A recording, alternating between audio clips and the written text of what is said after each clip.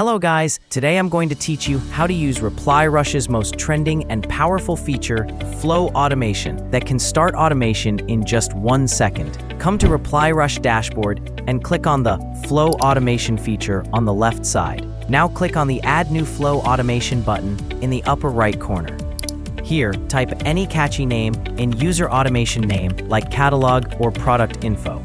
Then set your desired trigger in Choose Trigger Type. According to your business needs, scroll down and select useful settings from the Options section that match your requirements. Now choose a template in Message Type and fill its details properly. Finally, click the Save button to make your automation ready. There are 2 amazing ways to use this. First, copy this automation code and paste it in the caption when uploading your post, and your automation is activated instantly. The second way is to go to the Post and Reels section, find the post where you want to set it up, and click on Attach Flow below that post to attach it.